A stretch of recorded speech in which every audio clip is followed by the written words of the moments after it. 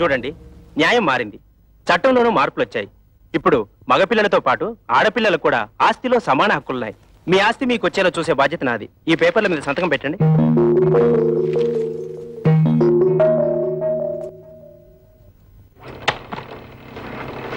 ఏంటలుడు ఇలా నోటీసులు దాకా తీసుకొచ్చావు? తోబుటూలు అడిగితే 1 లక్ష 2 లక్షలు పడేసి వదిలించుండవచ్చు కదా. You don't worry. ఈ కేసులు గీసులు నన్నేం చేయలేవు. ఆస్తంతా మా నాన్న స్వార్జితం. ఆయన స్వదస్తూరితో నాకు రాసిచ్చేశాడు. ఈ ఆస్తి వాళ్ళకి వెళ్ళడానికి మా తాతల దగ్గర నుంచి వచ్చిందేం కాదుగా. మీ నాన్నకు నీకు రాసిచ్చిన వీళ్ళు క్యాన్సిల్ చేసుకునే హక్కు, తనకిష్టమైన వాళ్ళకు రాసుకునే హక్కు ఆయనకుంది. అలా క్యాన్సిల్ చేసుకుంటే మొత్తం నీ డిపాజిటే గల్లంతవుతుంది. చూడండి అంకల్, దేవుడు మా ముఖాన్ని ఎటు మంచి రాత రాయలేదు. కనీసం మా చెల్లెలికైనా మంచి సంబంధం వచ్చింది. అదే నా జీవితంలో సుఖపడితే మాకంతే చాలు. మీ ముగ్గురు కలిసి ఎలాగైనా ఈ పెళ్లి చేసి తీరుతాం. మీరు ఓకేనమ్మా, కానీ మీరు చేస్తున్న పనికి ఆ ముగ్గురు మూర్ఖులు, అదే మీ అద్దగోలు ముగ్గురు ఒప్పుకోవద్దు. వాళ్ళు ఎలాగూ అడ్డుపడతారు, మనం వాళ్ళని లైన్ లో పెట్టుకోవాలి. మీ ఇష్టం వచ్చినట్టుగా ఉద్యోగాలకి వెళ్ళిందే తాతుండా మీ ఓనర్ చేత మమ్మల్ని తుళ్ళబడిపిస్తారా? అబ్బా, ఇత మీదట మీతో మాతో ఏ విధమైన సంబంధం లేదు. విడాకులే. ఇదిగో రోడ్డు మీద చాలా అసహ్యంగా ఉంటుంది, లోపలికి రండి మాట్లాడుకుందాం. ఆయన అతడు ఉన్నంత వరకు మేము లోపలికి రావండి. ఓరి మీ దుంపలు తెగ తెల్లవారు లేస్తే ఆయన ఎందుకు ఆరిపోసుకుంటారు?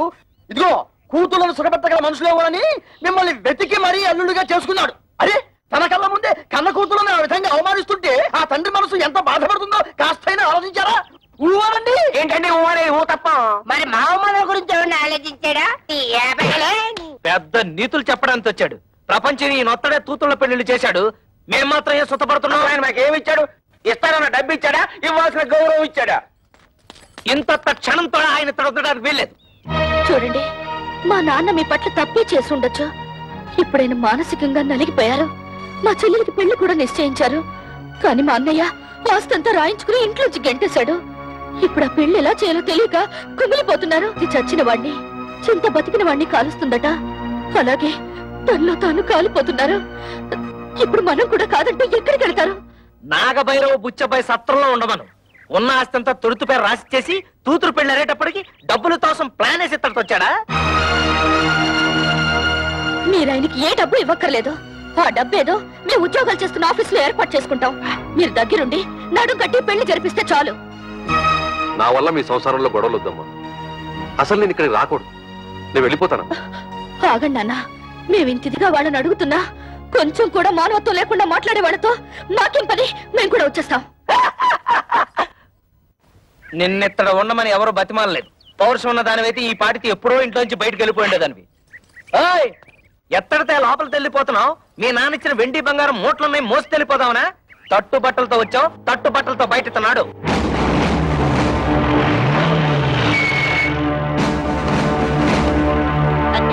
మన ఇంటికి పోలీసులు వచ్చారు. మనం ఏమన్నా నచ్చలైట్లా తనపడుతున్నావా? ఇక్కడ కళ్యాణి కస్తూరి కవితల భర్తలు ఎవర్రా? జస్ట్ ఇంతకు ముందు వరకు నేను తవిత హస్బెండ్ ని, నేను కస్తూరి మొగుణ్ణి, నేను కళ్యాణి భర్తని. కానీ ఈనాటి నుంచి మేము ఫ్రీ బర్డ్స్, నో ప్రాబ్లమ్స్. ఏంటండి దౌర్జన్యం ఎలా చేస్తారు? ఎక్కువ మాట్లాడితే చంపేస్తా. వాళ్ళని ఎందుకు ఇలా కొడుతున్నారు? ఎందుకు కొడుతున్నానా? కట్నం తేలేదని వాళ్ళు మిమ్మల్ని బాధించినందుకు.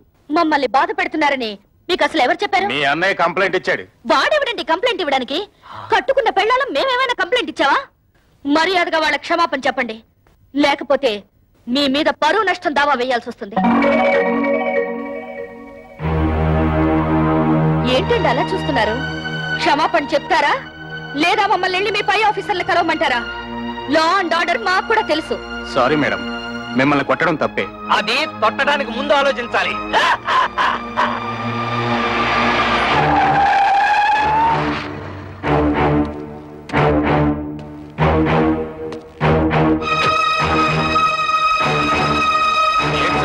ఎమ్మెల్యే అల్లుడై ఉండి ఇలాంటి పని చేశారు. మీ సిస్టర్స్ వాళ్ళ భర్తలు బాధించలేదట. మీ వల్ల మేము ఇన్సల్ట్ అయ్యాం. ఏంటయ్యా ఎంక్వైరీ చేయమంటే మా బాల్ మీద చేసుకున్నావంట? పెద్ద గొప్పడిలే, వెళ్ళవయ్యా.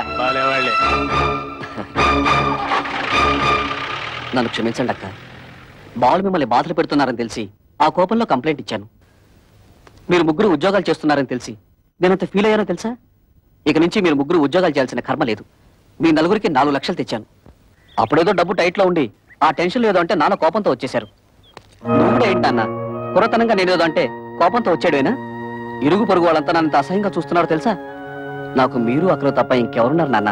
చూడు, వాళ్ళకింకా నా మీద కోపం పోలేదు. ఇదిగో ఈ డబ్బు నువ్వే నీ చేత్తో తీసుకుని వాళ్ళకి ఇచ్చేసేయి. చిన్న చెల్లి పెళ్లి నేను దగ్గరుండి ఘనంగా జరిపిస్తాను. దీనికి కావాల్సిన డబ్బు నగలు ఇందులో ఉన్నాయి. ఈ బుద్ధి నీకు ముందే ఉండుంటే ఈ గొడవలన్నీ వచ్చేవి కాదు కదరా. వాళ్ళ ముగ్గురు మన ఆస్తి కోసం కోర్టులో కేసు వేశారంట. ఇదేమన్నా బాగుందా చెప్పు? ఏమ్మా ఇది నిజమా? అవును, మమ్మల్ని తీసి పారేసిన వాడికి మా ఆస్తి మాత్రం ఎందుకు దక్కనివ్వాలి? ఇంటి మీద అప్పు చేసే కదా ఫ్యాక్టరీ కట్టాను. ఇప్పుడు ఈ కేసులు గీసులు అంటే నా ఫ్యాక్టరీ మూసేస్తారు, నేను రోడ్డు మీద పడాలి. ఒరే గిరి, బాధపడకరా. ఈ ఆస్తికి వీళ్ళకేం సంబంధం లేదని దీని మీద సంతకాలు పెట్టమన్నా. వీళ్ళ మంచి చెడ్డలు నేను చూసుకుంటాను. సర్లే ఉండు. కుర్రవేదం ఏదో ఒడిదుడుకులు పడ్డాడు, ఇప్పుడు పశ్చాత్తాపడుతున్నాడు. వాడు మాత్రం ఎవరు? మీకు తోడపుట్టిన వాడేగా. ఇలా కేసులు పెట్టుకుని కోర్టు పాలవద్దు. ఈ డబ్బులు తీసుకుని ఆ సంతకాలు ఏవో పెట్టండి అమ్మా. నీకేమైనా గుర్తుందా? నాన్నకు కొడుకు దొంగెడుపు చూసి మతిపోయిందనుకుంటే నీకేమైందే? ఇచ్చేయి, ముందే డబ్బిచ్చేయి. లేనిపోని గొడవలు ఎందుకమ్మా? మీ అందరికీ డబ్బులు ఇచ్చి చెల్లి పెళ్లి ఘనంగా చేస్తానంటున్నాడుగా. ఏంటి వీడు ఘనంగా జరిపించేది? తోటకూర కట్ట. నిన్ను మెడపెట్టి బయటికి గింటిన ఈ జిత్తులు మారి నక్కని నువ్వు కూడా నమ్ముతున్నావంటే ఏమనుకోవాలి? మొత్తం ఆస్తంతా కొట్టేయడానికి పెద్ద ప్లాన్ మీద వచ్చుంటాడు. వాడికి నిజంగా ఏ కోసానైనా కొంచెం అభిమానం ఉంటుంటే నిశ్చితార్థమైన చెల్లెల్ని బయటికి గింటుతాడా? కన్న తండ్రిని గడప తొక్కదంటాడా? వాడికి అభిమానం లేకపోయినా నాకు ఆత్మాభిమానం ఉంది. అవును, వాడు సంతకాలు పెట్టించుకోవడానికి దొంగ నాటకాలు ఆడుతున్నాడు. ఎవరే నాటకాలు ఆడేది? ఇదన్నా మీరు మీ మొగుళ్ళు సంపాదించిన ఆస్తా, మా నాన్న సంపాదించిన ఆస్తి. మర్యాదగా కాగితాల మీద సంతకాలు పెట్టండి, లేకపోతే ఏం చేస్తానో నాకే తెలీదు. ఏంటో నువ్వు చేసేది? ఇస్తరాకులు ఈనిపుల్లా. కూటికి గదిలేని పోరంబొక్కులు చేసుకుని ఏంటే మీ నిలుగు? నాన్న నువ్వు చెల్లి నాతో. నువ్వేంటో దాన్ని పెళ్లి చేసింది? మామగారి కాళ్ళు నాకే కుక్క. మా మామగారిని ఏమనంటే గోప పగిలిపోతుంది.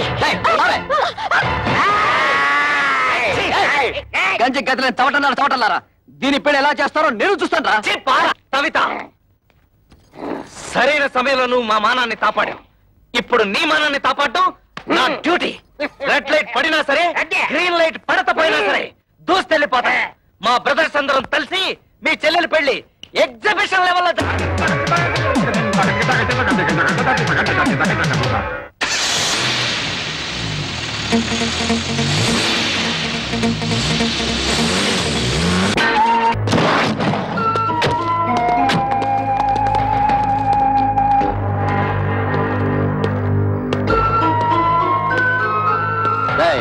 మీ ముగ్గురు ఇమీడియట్ గా మీ పెళ్ళాల చేత ఈ పేపర్ల మీద సంతకాలు పెట్టించివ్వండి. పెట్టకపోతే ఈ పెళ్లి జరగదు. నీకేం పోయే కాలం వచ్చిందా పాపిస్తాడా? మీరు అలా ఉండండి, ఈ లుచ్చక బచ్చగాడిని మేము చూసుకుంటాం. మంచిగా మర్యాదగా అడ్డు తప్పుతో, లేకపోతే నీ క్లచ్ ప్లేటు బద్దలైపోద్ది.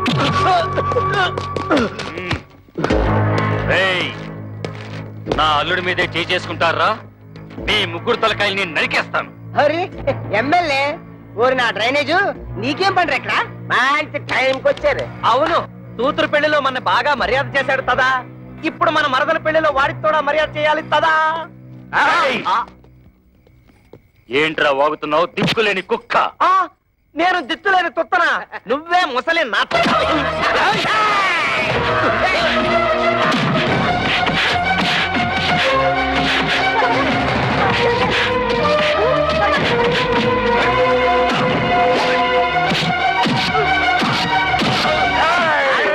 నన్ను ఎప్పుడైనా చూసావా? తెలీదు. నిన్ను ఎప్పుడైనా చూసావా? పసుపు కళ వేసిన కళ ఉంటుంది.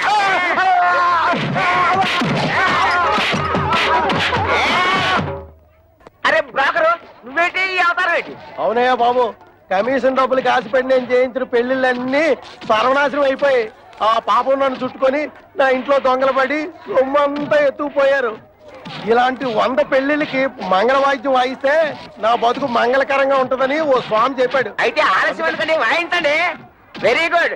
ఈసారి కారం కారం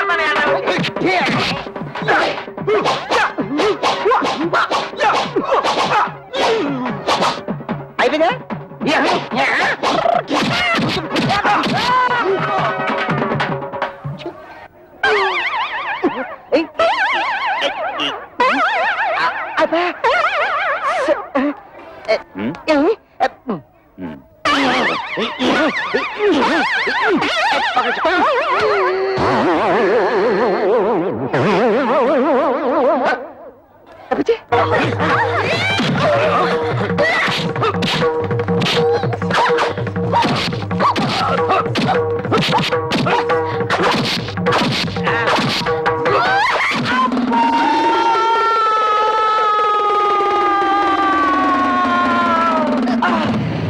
అదేంటి కవిత మళ్ళీ కళ్ళు తిరిగేలా కొట్టావు? వచ్చేసింది. కొడితే కొట్టావు కానీ థ్యాంక్స్. రైట్ రారా.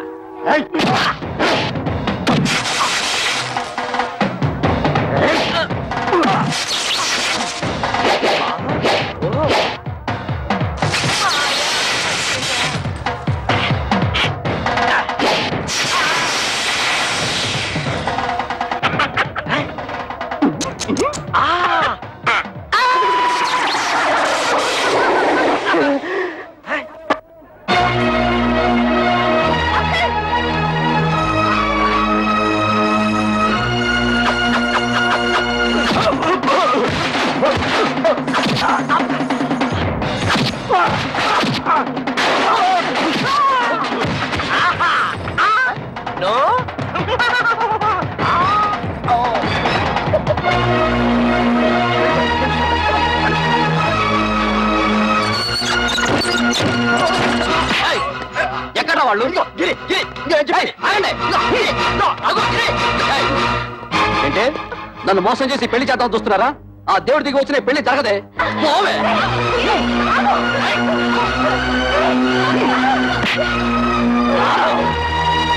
తమ్ముడు, పెద్దదానైనా నీ కాళ్ళు పట్టుకుని బ్రతిమలాడుతున్నాను రా. కమల జీవితాన్ని నాశనం చేయకు ప్లీజ్ రా, ప్లీజ్. నా మాట మీ చెల్లి పెళ్లి బాగా జరగాలని అనుకుంటున్నారు కదూ? ఈ పత్రం మీద మీ ముగ్గురు సంతకాలు పెట్టండి. నేనే దగ్గరుండి ఈ పెళ్లి బ్రహ్మాండంగా జరిపిస్తాను. ఈ పత్రాల మీద సంతకం పెట్టాలి అంతే కదా? ఇలా ఎవరా అక్క, నీకేమైనా మర్చిపోయిందా? నువ్వు కూడా ఇంటి వాడితో చేరి లేకపోతే ఏమిటి? పెద్ద ఆస్తి కోసం మన చెల్లెల జీవితం నాశనం చేసుకుంటావా? దాని పెళ్ళైతే నాకు అంతే చాలు. నేను సంతకం పెడతాను. సంతకం పెట్టకపోతే ఏం చేస్తాడో నేను చూస్తాను.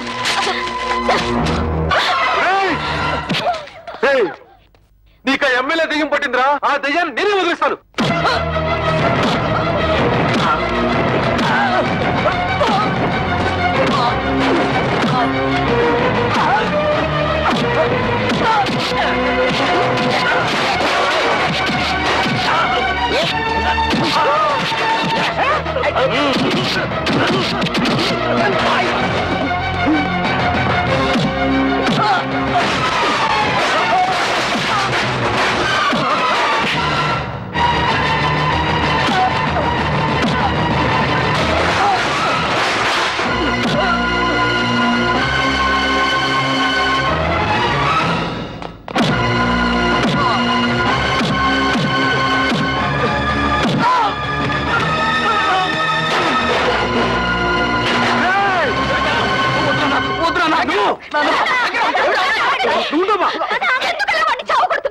తోడ పుట్టిందని కూడా చూడకుండా నిన్ను కొట్టాడు.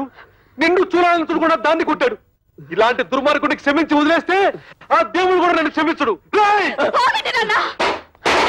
వాడినిలా కొట్టినంత మాత్రాన వాడికి బుద్ధి వస్తుందా? మీ మీద ప్రేమ పుట్టుకొచ్చేస్తుందా? వాడిలా రెచ్చిపోవడానికి కారణం మీరే. వాడి మీద మీరు చూపించిన అభిమానం కూతుళ్ళ మీద కూడా కొంచెం చూపించుంటే మన ఇంటికి గట్టి పట్టుండేది కాదు. చిన్నప్పటి నుంచి కొడుకు లాల్నే చూశారు గాని కూతురు లాల్లా పాల్లా చూడలేదు. అది ఏ తండ్రికైనా ముప్పు తెచ్చే పెద్ద తప్పు. వాడు చిన్నప్పటి నుంచి తుంటరి. ఇప్పుడు మంచి మర్యాద రావాలంటే ఎలా వస్తాయి? అవునమ్మా, ప్రతి తండ్రి ఆలోచించినట్టే నేను ఆలోచించాను. 4 అక్షర ముక్కలు నేర్పించి 4 రాళ్లు సంపాదిస్తే కుటుంబాన్ని ఆదుకుంటాడనుకున్నాను కానీ ఇంతగా దిగజారుతాడనుకోలేదు. కన్న బిడ్డల మీద ప్రేమ పెంచుకోగానే సరిపోదు. వాళ్ళని కట్టుదిట్టల్లో పెట్టుకోవాలి, క్రమశిక్షణతో పెంచుకోవాలి. ఇంటికి వారసుడు మగ పిల్లవాడే, ఆడపిల్లలదేముంది అని పిల్లల్ని పెంచితే ఇదిగో ఇలాగే ఆస్తులు తరిగిపోతాయి, ఆప్యాయతలు కరిగిపోతాయి. ఊహను అన్నీ అడగను, ఎందుకంటే నువ్వు ఊ అన్నా అనకపోయినా ఇది వాస్తవం. శాస్త్రి గారు, నాన్నే అనకండి. ఆయన చదువులేనివాడు. ఆయన నేను బాగుండాలని నన్ను ఎంతో ప్రేమతో పెంచాడు. కానీ నేను చదువుకున్న మూర్ఖుణ్ణి. ఆయన ప్రేమను అభిమానాన్ని అర్థం చేసుకోలేక ఇలా ప్రవర్తించడం నా తప్పే. నాన్న సంపాదించినంత నా ఆస్తి అనుకున్నాను. మిమ్మల్ని అందరినీ అగౌరవపరిచాను. క్షమించండి.